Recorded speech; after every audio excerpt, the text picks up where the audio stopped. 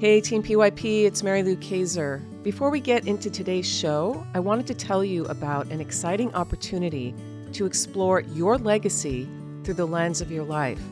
You know, we do a really great job preparing people to plan for their financial legacies, making sure there's enough money socked away for the years after the career ends.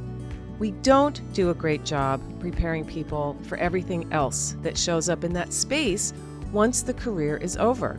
In fact, too many people who have worked hard their entire lives discover they are not prepared for what happens when the work stops. I believe we are not here to leave a legacy. I believe we are here to live a legacy. That's why I created the Your Legacy, Your Life program, and I want to invite you to be a part of it. Early bird pricing is available now through the end of the month. The price will increase next month. Think of this program as a way to discover your legacy and prepare for what life after work means from a personal and purpose vantage point. Check it out over at maryloukayser.com/legacy24. That's maryloukayser.com/legacy24. This is a great opportunity to work with me and a cohort of dynamic professionals like the ones you hear on PYP, people who are interested in building their legacy through the lens of their life. You'll learn a lot, and it's going to be a lot of fun. Again, go to maryloukayser.com/legacy24. See you there.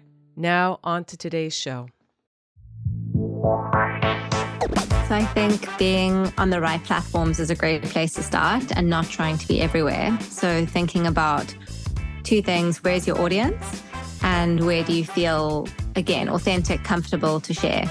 I think LinkedIn is the obvious choice for business networking, but then it depends on your brand. How old is your audience in terms of are they on TikTok or not? Do you have a visual brand for Instagram? Can video be part of your strategy? I think that's a really important part of, where we're going. People love short video clips. Even if it's just to introduce, for example, to introduce a podcast, you could have a short clip of the conversation as a way to spark interest. Sort of looking beyond those online platforms to podcast conversations and keynotes and, thought leadership content and publications, just to kind of reach new audiences. I think you often build a community on a platform like LinkedIn, which is wonderful, but you're talking to the same people. And if you want to get your brand out there, it's really going, where else can I talk to like-minded people? Being part of organizations and communities, again, in real life, if you can, just is a wonderful way to tell your story. And I think if you believe your story, and if it's something that you have your heart in, like we were just talking about, it's so much easier to get people to resonate with it. I really found that when we launched Dapper, where I really love what we do and the value that clients get from the process we take them through. So when I talk about it, I light up. I don't have to sell because it's authentic. It's something that a lot of people don't realize they need, but once they understand it, they're like, yeah, I should totally invest in my brand. This is the Play Your Position podcast, where we huddle up, call the plays, and inspire you to run your ball into the end zone. Are you ready to score more game-winning touchdowns in your life, business, and career? Then listen up, because it's game time, baby. Now, here's your host, Mary Lou Kayser. Hello, Team PYP. Mary Lou Kayser here. Welcome to today's episode of the Play Your Position podcast. As always, I'm excited you have decided to join me today because it is game day here at PYP, which means I have a fabulous guest who is suited up, ready to take the field and into her leadership journey, along with a lot of other great content that's going to help each of you live a bigger life, expand your reach, think about yourself differently, and all those other great things that come from these conversations. So, Emma, are you ready for kickoff? Absolutely. Thank you, Mary Lou. I'm so excited to be here today. Yes, I am too. And team, you probably can tell that if you are an American like me, Emma is not. She's coming to us from Cape Town, South Africa. And she says it's a beautiful spring day there today, which I think is wonderful that I get to talk to people from all over the world and have guests like Emma share their perspectives. And so here is what Emma is all about. She is a seasoned entrepreneur with 15 plus years of experience in brand strategy and professional profiling. As co-founder of Dapper, she excels in creating innovative products and collaborating with brilliant minds. Emma's superpower lies in injecting enthusiasm and vibrancy into any situation. Currently, Emma's focus is on sustainable ways to approach personal brand development for entrepreneurs and leadership teams in a way that's authentic and creates space to build their brands with intention. Gosh, I love this. I'm so excited. So with that said, Emma, let's get into the context of your life with you telling us your story of when you got the call to leadership. How old were you? What was going on in your life at the time? And how has answering that call played into what you do today? Wow, I think it's such a lovely way to start the conversation. I always enjoy listening to your other guests answer that. So lovely to have the opportunity to do so. I think for me, it was something I resisted when I was younger. I wasn't in a leadership position at school or in my early career. But by the time I got to my late 20s, I was just striving for something more. And I loved the kind of freedom that came with sort of consulting, but I was ready to have the next adventure and co-founded a marketing agency, which I was part of for 9 years. Mm-hmm. And it was really my first opportunity to step into a leadership role, but quite organically. We started with just 3 of us. We talked about the kind of 3 legs of the tripod and grew the team to, it wasn't big, but about 15 people. So really needed to learn those kind of nuances between leadership and management and, what leadership style felt authentic to me. And I think in my current business, Dapper, I've really found that sweet spot where I'm not a great manager. I'm much better at motivating and inspiring and leading the team and leaning into the kind of vision of where we're going rather than the kind of detail of how we get there. So yeah, I think I'm very passionate about people kind of staying in their lane, leaning into their strengths and finding a leadership style that works rather than the kind of textbook definition. Sure. So what was your understanding of that textbook definition that you were up against and you were, there was some resistance, like that isn't really me? I think a lot of it came around the being in the spotlight. So I recently did a personality profiling assessment called Wealth Dynamics, and my profile came out as the star.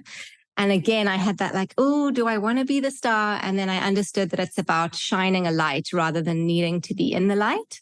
And that if you draw people to you, then you need to lean into that and, harness it in a way that makes sense rather than shy away from it. So I think I've just got a lot better at realizing I can lead for others to shine. It doesn't always need to be about me. So that, I think it didn't really answer your question. I think, the textbook bit of it is leading massive teams, always being in the spotlight, having the answers, which of course is not what leadership's about. It's, well, I believe it's about asking good questions and, saying, I haven't figured that out yet. Let's do it together. So just, understanding that was great. Yeah, what an aha moment for you. And also getting that feedback from an assessment. I've never heard of Wealth Dynamics, so that's interesting. I'll do a little research about that. And team, I'll put a link to that on her show notes page because, obviously it's helped Emma and it might help you as well. I know there's so many assessments that we can take. And I like assessments from the fact that they do give us insight and can, even if it's just one little piece, like you just described, where you realize, oh, it's not about being on the stage, it's being the light for others, that's what a star, that is just so gorgeous and beautiful. So thank you for articulating it in that way. And so here you are today, you're really focusing in on the personal brand space, which, we've been talking about now for at least the last 10 years, if not more. It's become the hashtag personal brand, right? Where people are wondering, is it how I show up on my LinkedIn profile? Is it if I have, 1 million followers on Instagram? Is it because my photos are so great? Like, tell us what a personal brand is as you understand it, Emma, especially in a world where now we are being asked to show up digitally. Like, that's a requirement now, unless you have a kind of job where it really doesn't play any role. I'm sure there are some, but for I think my listeners here at Play Your Position, we're all in the game of being more visible and having to forge a personal brand. So take us into that world, if you wouldn't mind. Absolutely. I often say to people, you already have a brand. It's just whether you choose to own the story.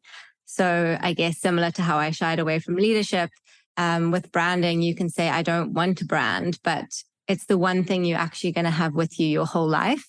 And you have the opportunity to shape that story and really lean into how you want to show up. So I often explain the difference between reputation as brand and brand as reputation is how others see you, whereas your brand is what you choose to share. It is the story that you want to share with the world. And for me, it's really like something to strive for is consistency online and offline. So I find digital profiles can be overly curated and then people feel like they've got to live up to that in real life. Whereas if you can have some consistency, it just makes it a lot easier. If you feel like you're swimming upstream, you're probably trying too hard or you haven't found your authentic voice yet. So a big part of branding for us is that foundation of like what matters, like what is your voice, what value can you add to your community? And that naturally leads to having a stronger brand. Yeah, boy, I love that. What you choose to share, but also being aware of if you curate it to fall into that I have to be perfect mentality, which I see, I'm sure you do as well. Yeah. People that becomes that's a shield of its own. To me, there's a line between sharing our authentic self, our voice, our stories, and the whole hashtag TMI, right? Like, you don't want to be telling the world everything about your life, both the positives and the negatives. But at the same time, I guess what are some questions you might ask clients that you're working with to consider when they're starting to think about, what part of my story do I share? So we work on an exercise where we identify content pillars or themes. And the idea there are, what are the 3 to 5 areas of expertise you feel knowledgeable in and also passionate about? They don't always need to be directly linked to your career. So I often use sport as an example, which I know is one you're passionate about, where you can have those comparisons, or maybe it's food or parenting, but it's things that take up a significant part of your life and energy that you can weave into your business journey. So I find that's a better approach to add a personal lens to storytelling than just something that's completely personal. So if it's a reflection on a holiday, what did creating that space for yourself lead you to think that you could implement in your business, as opposed to just here 5 photos from my ski trip. So that's one of the ways. I see. People still do that. Like, here I am skiing. Here I am, on a cruise. And it's kind of like, okay, great. We know you travel, but what is the bigger meaning here? And I guess I would think one of the things I try to do with when I share online is have something that connects to others, that it's not just about me, but what I'm writing about might have a universal question or some kind of, not a lesson, because I think there's a lot of that too with these memes that feel very in your face about almost shaming, like, if I'm not doing that, I'm bad, or I haven't fulfilled my potential, right? Like there's such a plethora of content that we get exposed to all the time.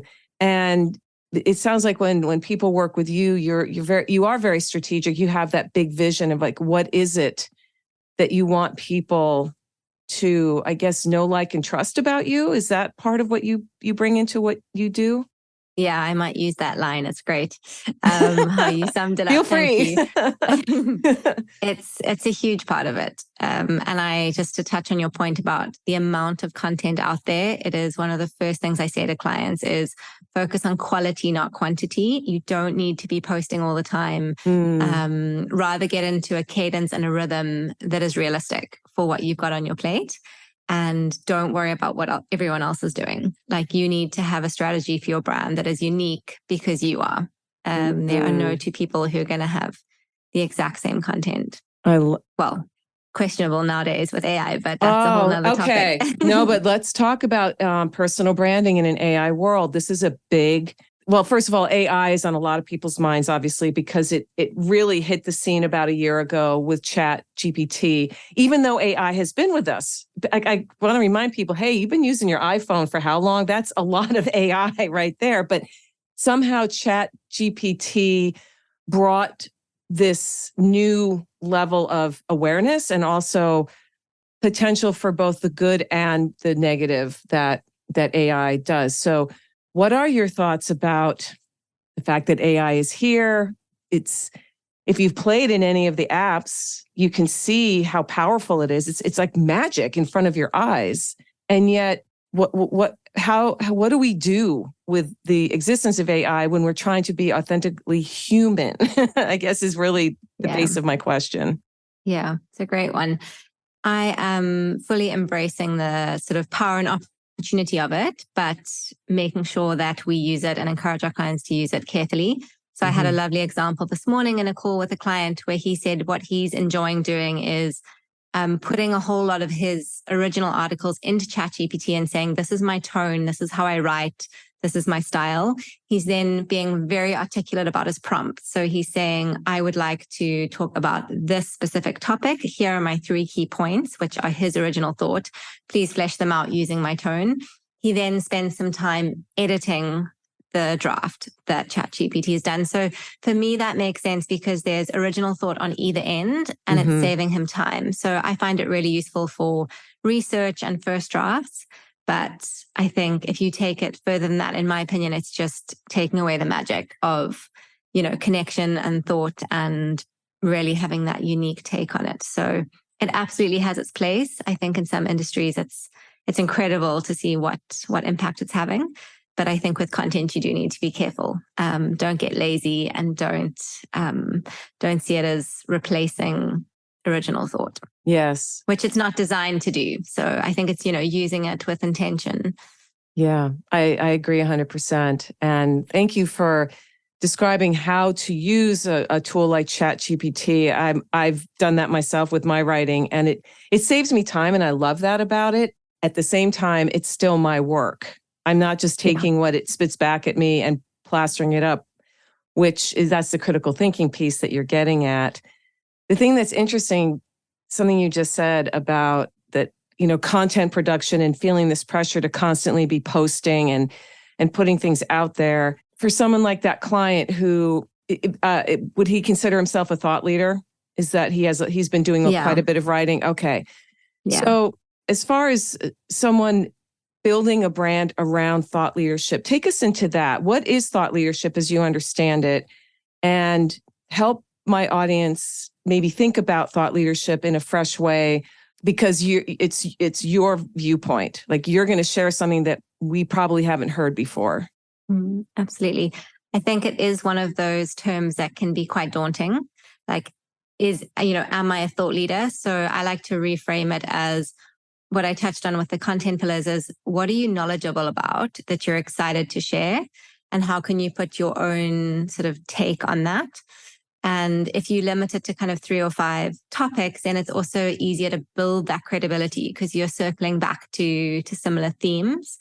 I think it's really useful to, like you said, ask questions, give examples. So you're not necessarily saying, this is how it is. You're saying, this is how I see it. This is what worked. I think experience shares is a wonderful thing I learned in the EO Accelerator program, where we weren't allowed to give advice to the people in our forums. We had to share from experience. So that's been a really valuable lesson for me, which I think is useful in any thought leadership content, is to share with examples or experiences.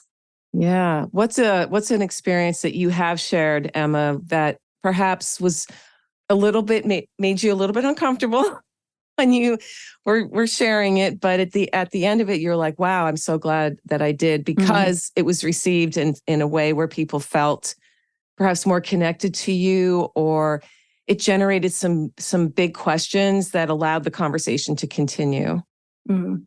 So the example that's popped into my mind was doing a keynote talk at an event last year. It was a women in business networking event, and the theme was courage. And I am leaning into keynotes, but it's not my most comfortable spot. So it was already testing me. And I had drafted my keynote. And as I listened to some of the other speakers, I was like, I need to go deeper. And so I got up and said, I'm going to share some of my own story because that is my brand. And I had recently made the decision to freeze my eggs and been through that process. And I talked about going through that process and the courage it took, but also what it's like to be a woman in business and prioritizing your career and then realizing you want to have a family. And I think there was just this incredible energy in the room of people resonating at so many different levels and looping that back to what my brand stands for, what's important to me. And I had so many people come up to me afterwards, share their own stories, ask questions. It also led to amazing leads for our business in terms of clients, but that's not why I did it. It was actually going, let me lean into what I tell my clients to do. And yeah, I felt incredible afterwards. I felt really empowered and grateful for the space to share my story. Wow. Thank you for sharing it. And not a lighthearted decision by any stretch. No. To share, but also to what some people say, pause that part of your life because you're doing active or intentionally doing other things.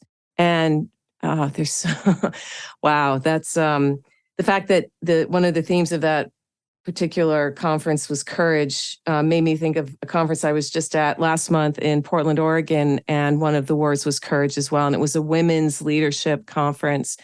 And one of the co-hosts of the conference framed why we were there together through that word, with the root of the word courage is cœur, which is French and perhaps Latin for heart.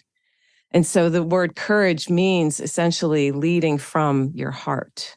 And that's hard for a lot of people because it does feel uncomfortable and scary to share parts of our hearts with strangers, like in a room when you're doing a keynote or you're on a panel.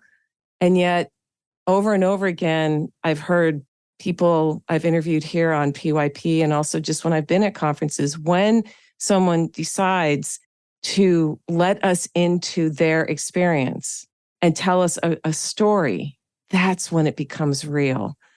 Bullet points are great. They can be quick and efficient, and sometimes they have a role, but you can't build a brand on bullet points. Love that. You have to tell stories. And so let's pretend that Team PYP is starting from scratch, and you've already given us some really great examples. How to perhaps take some existing writing and putting it into ChatGPT and being very specific about, this is my tone, this is the kind of topic I like to write about. I have an idea for a new piece, and can you generate, a draft and then go and work on it? So that's one tool for perhaps diving into some richer content of your life. But as far as storytelling goes, what are the dynamics of good storytelling in a TikTok age? In an age when attention spans, I think, now have been measured at 3 seconds at best. Yeah. So I think being on the right platforms is a great place to start and not trying to be everywhere. So thinking about 2 things: where's your audience and where do you feel, again, authentic, comfortable to share? I think LinkedIn is the obvious choice for business networking, but then it depends on your brand. How old is your audience in terms of are they on TikTok or not? Do you have a visual brand for Instagram? Can video be part of your strategy? I think that's a really important part of, where we're going. People love short video clips, even if it's just to introduce, for example, to introduce a podcast, you could have a short clip of the conversation as a way to spark interest.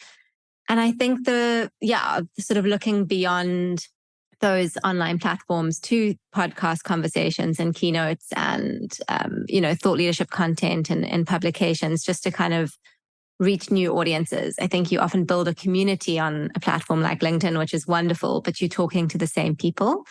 And if you want to get your brand out there, it's really going, where else can I talk to like-minded people? Being part of, organizations and communities, again, in real life, if you can, just is a wonderful way to tell your story. And I think if you believe your story, and if it's something that you have your heart in, like we were just talking about, it's so much easier to get people to resonate with it.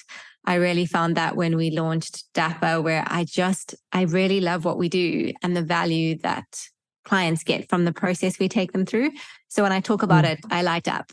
I don't have to sell because it's authentic. It's something that a lot of people don't realize they need, but once they understand it, they're like, yeah, I should totally invest in my brand.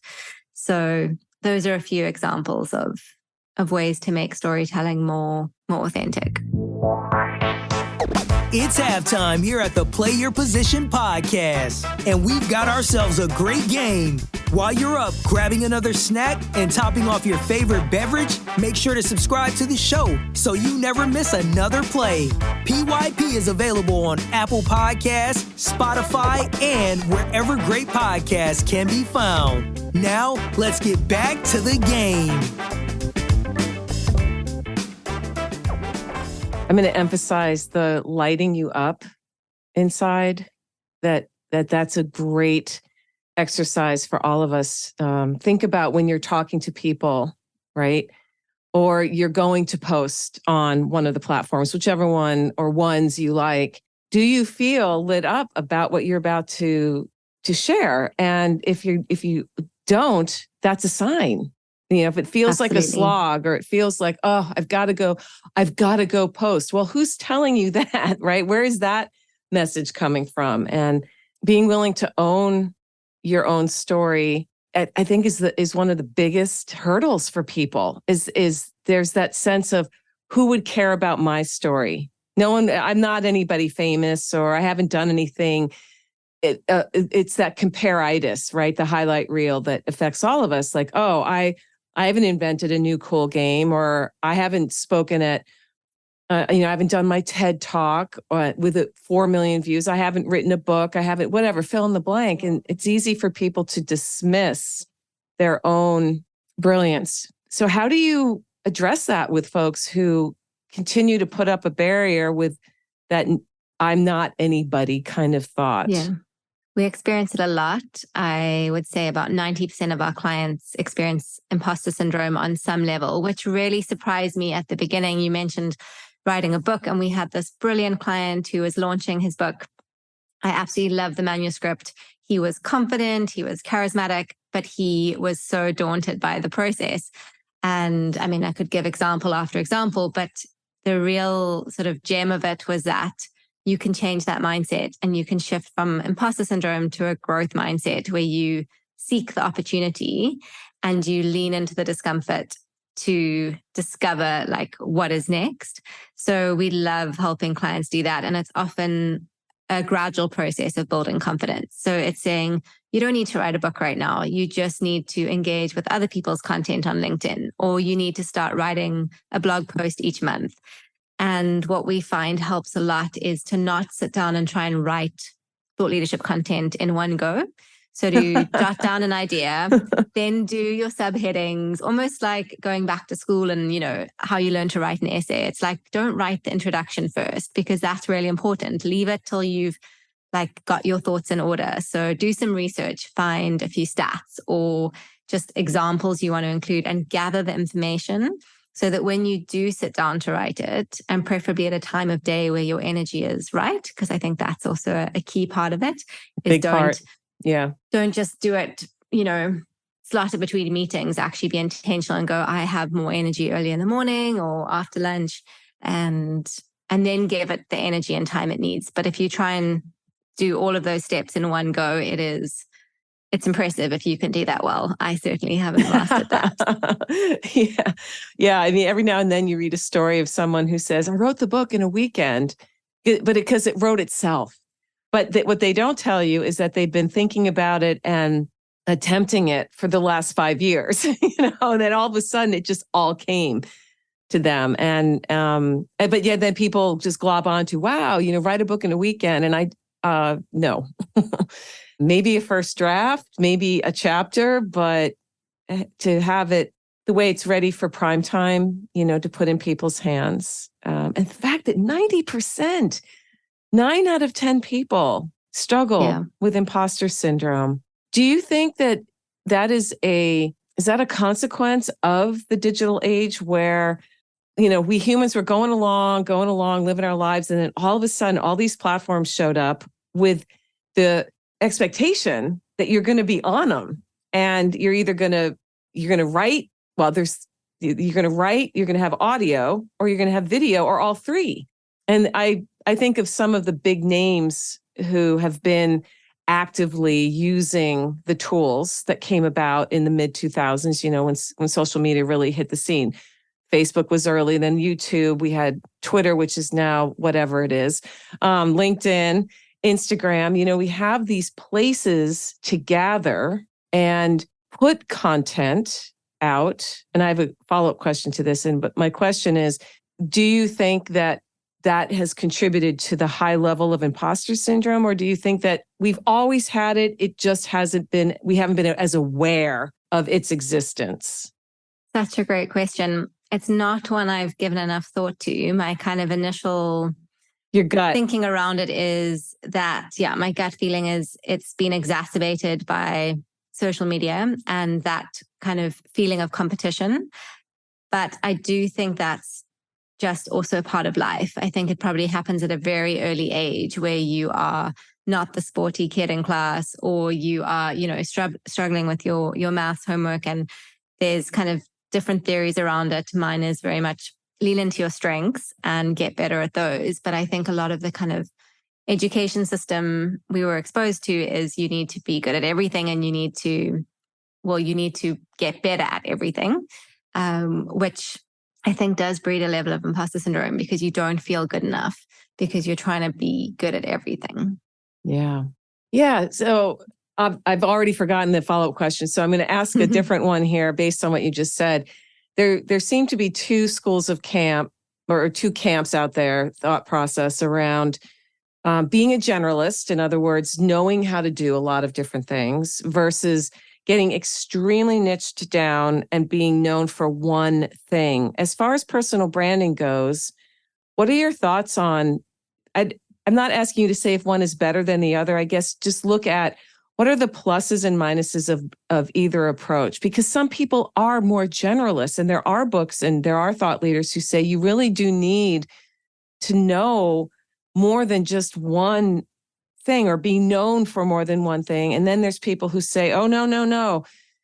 You want to get your little corner of the internet and stay there.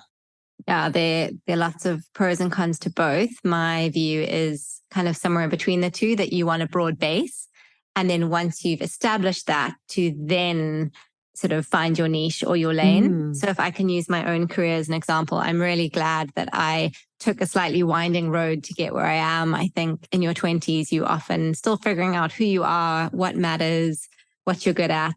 And you need to try things to know that they're not for you. So I spent a decade in marketing before I went, this actually isn't my space. And it was hard to acknowledge that because I'd invested so much in it. But what I realized is so much of what I'd learned was applicable to branding. And I'd always been in the branding space. I just hadn't given it a label. So I went back recently in my LinkedIn Pulse articles to, I think it was over 10 years ago. And I found an article I'd written around personal brand development. And that was long before I considered myself to be in the branding space. So it was always something I was interested in, but I hadn't crafted my own story yet. So that's one take on it is, you often find your niche if you're not laser focused on it if you give yourself space to explore. And I think creating space is, it's one of our company values, because I don't think it's something we do enough of. Create space for creativity, for conversation, for just thoughts to kind of flow, and create space for spontaneity. I love that giving yourself permission to just have an open chunk of time for conversation. I think of the salons, the conversation salons of different centuries, people would gather.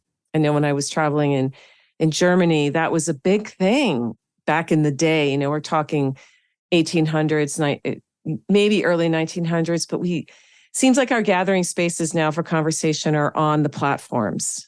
And do you think the platforms are always going to be here, or are we going to see a natural attrition as we, they've been around now for, 15, 16 years, which doesn't seem like a lot of time, but yet for those of us of a certain age, it seems like a long time. It's like, wow, I just was on Facebook. I don't go on Facebook much anymore, but every now and then I pop on just to, I don't know, see an old friend or, look at what my daughter's up to or whatever. And I had, how it says, you have memories on this day with so-and-so and so-and-so. And I had one just like 3 or 4 days ago that from 2008. And I'm thinking to myself, I've been on Facebook for 15 years. That was weird to me. And so as personal branding evolves, as technology evolves, as more and more people become comfortable with these tech tools and showing up online, what is the future of, what you're doing and helping people get better at? I hope it stays a hybrid world. I think there is real value in human connection in person as well as the digital platforms. If I look at some of our team at Dapper in their 20s and how comfortable they are on camera, creating videos, just using the kind of platforms that were not around when I started my career, I'm envious. But part of me is also like, I'm okay with that because I can still learn it. But I have got skills they maybe don't have from living in a world before that. So I'm also a big fan of drawing on experience and expertise from people from different generations, because everyone just brings something different to the party. And you can learn from everyone. So I hope that continues, that kind of, we evolve as technology does. We don't know what's next. Well, futurists may have a better idea than I do, but just that concept of like embrace what comes next, but don't lose sight of what matters to you and, the place you really want to be. Yeah. Yeah. May I ask the youngest client you've worked with in shaping the personal brand and how their worldview, because I don't know how old is your youngest client? Then I can frame the question. Early 20s. Okay. Early 20s. So if they're early 20s, they were born at the end of the 20th century or they were born in the 21st century and they've only known life with the internet. So what do you notice that are some differences between someone like that and say somebody who is in their 40s or 50s, 60s, who remembers, came of age in a time when we didn't have smartphones, we didn't have the internet, there was none of this. It was still very much an analog world versus digital. The first thing that comes to mind is their short attention spans, which we touched on earlier, and a sort of natural inclination to like multitask and, have lots on the go, which I struggle with. I really like sort of focus slots and removing distractions. So that's an interesting one. But on the positive side, I do feel they've just got this natural ability to understand tech and new platforms and embrace them in a very organic way. So that's, 2 examples of things. What I have noticed is how many clients we have that are in their 50s and 60s, which I really love. And they're going, I want to enjoy the last chapter of my career or my sort of retirement or semi-retirement in a totally different way. And they're looking at personal brand development for the first time later in life. And that I find really inspiring because they're embracing something that, like I said, everyone has a brand, but it's just in the last few years been a lot more topical and kind of top of mind for people. So it's lovely to have the variety of clients at different life stages. Oh, I bet it is. It is so fun because just you get to notice the differences and also some of those universal themes that doesn't matter. We're human at the end of the day, right? Obviously, there are a lot of people in the world who are in the personal branding space. I'm just curious, what bothers you about the personal branding space? What do you wish wasn't out there? So we get asked if we work with influencers, and my answer is we prefer not to, because I think there is a need for personal brand to be more real, more authentic, ordinary, everyday people telling their stories. It's not about who shouts the loudest. It's not about who looks the most glamorous or who has achieved the most. So that's something that bothers me, is there's still a little bit of a association with that kind of fame and wanting to be seen rather than add value. So that's something I hope to be part of the change. Okay. That is a really interesting dichotomy, wanting to be seen versus adding value. So for those of us who are not influencers, and that's the majority, and we want to be seen and known for our value. You've laid such a great foundation for us today, Emma, about being authentic in our story, getting past imposter syndrome through doing some, it takes time. It's not something you just wake up one day and say, I don't want imposter syndrome, and it's gone, right? There's a lot of unraveling that has to happen. Finding a platform or two that just feels good for you, and then being willing to venture out beyond that once it becomes comfortable, because I think you said something earlier that was really profound. You said, you're talking to the same people over and over again. And if you're looking to expand or find new audiences to, perhaps if you're looking to grow your business, find more clients, if you keep talking to the same group, they may have already been your clients, right? Yeah. So my question is, as when we think about that space between giving away too much, not telling enough, owning who we are, not being worried about our age or how many people like what we post, I suppose I'm asking if you could sum up what are 3 key elements of personal branding. If listeners only took those 3 away, what would they be? I think one we maybe haven't covered much, but I did touch on, was just that strong foundation. So really taking the time to understand who you are, what matters, and how you want to show up. I think the second step is then to put in the time and the work to look at what does that look like? How does that translate into a brand? And to have fun doing it. Like, really don't take it too seriously. It should be something you look forward to, rather than, like you said, oh, I should post something.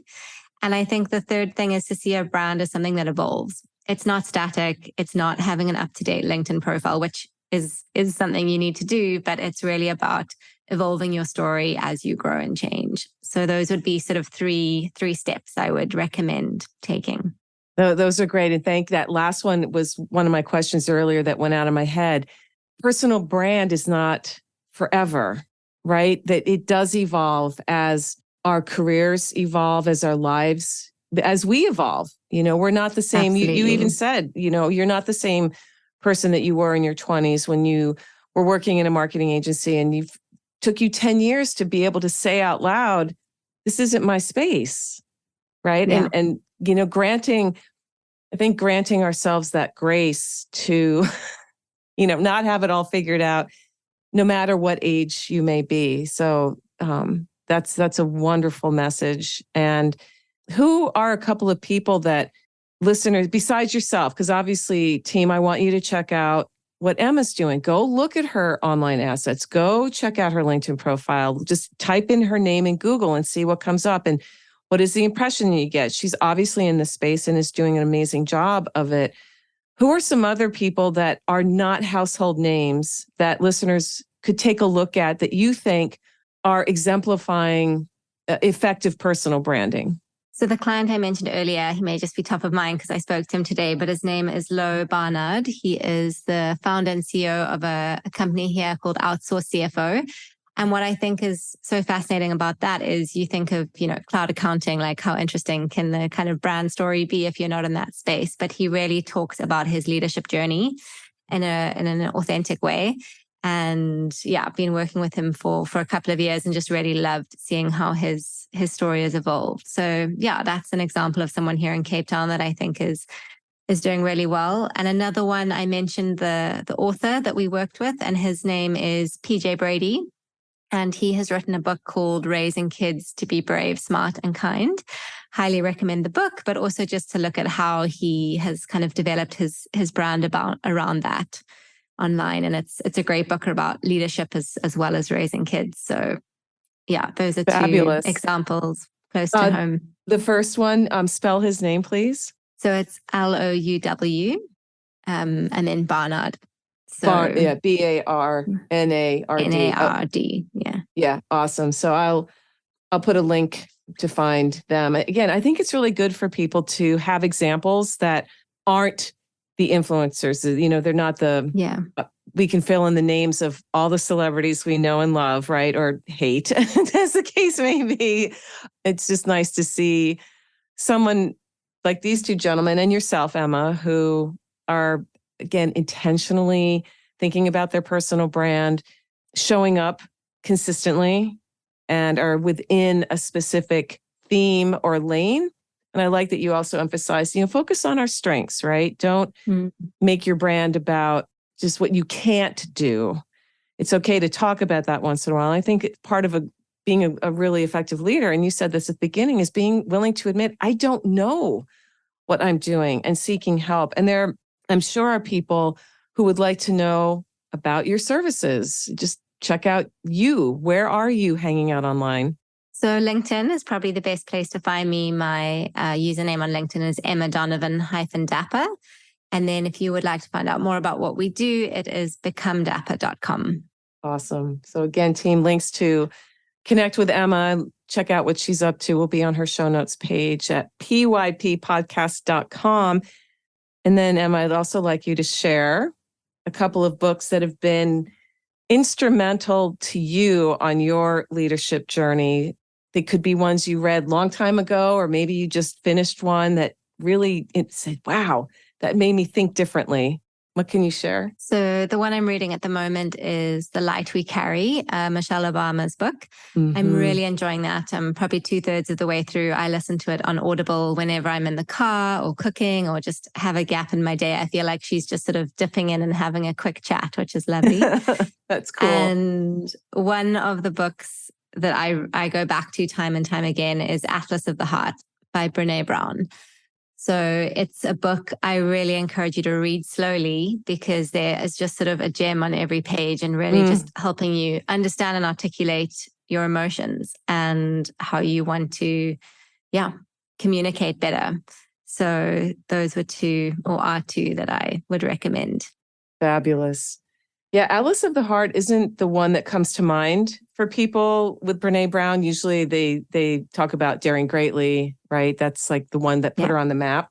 But I love that you brought that one up, because I can speak from my own experience that, sharing my emotions, that is really hard. So any kind of guide is most welcome. And I think as leaders, being willing to be vulnerable in that way is an important skill to develop. And that's the key. It's a skill. It's a skill. And everything that you've talked about today, Emma, is also a skill. We don't go to school still in 2023 and take a class called personal branding, right? It's just, it's something that you have to seek for yourself. And based on what you've shared with us today, I can't think of a better person to send people to than yourself. You really understand what it takes. You approach it in a very authentic and gentle, yet you don't sugarcoat it. It's like, no, you have to be thinking this, right? So there's that piece to it. And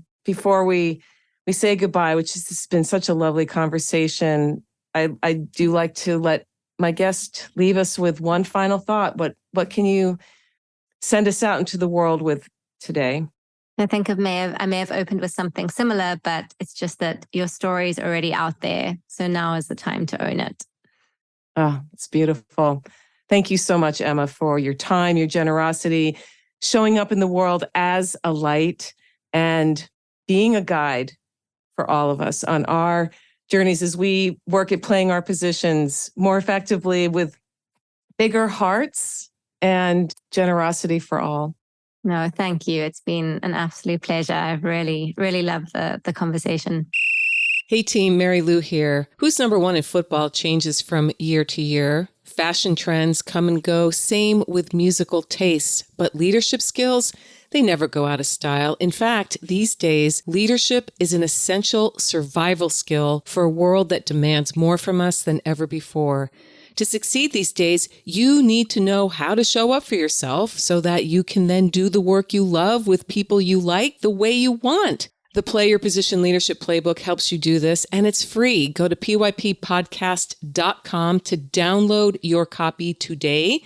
If being more successful this year, next year, in the 21st century is on your to-do list, get your copy of the Play Your Position Leadership Playbook now. pyppodcast.com.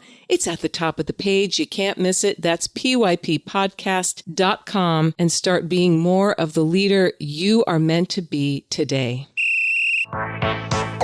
This podcast was produced by Daniel Romeros. Show notes for this episode can be found over at pyppodcast.com. I'm Mary Lou Kayser. Thanks for listening. Here at the Play Your Position podcast, we believe that the road to self-mastery and a life well lived starts with answering the call to leadership. That's when the fun really begins. Send this episode to any friends who might need to hear the inspiration and ideas you heard today. And feel free to rate and review us on your favorite podcast platform.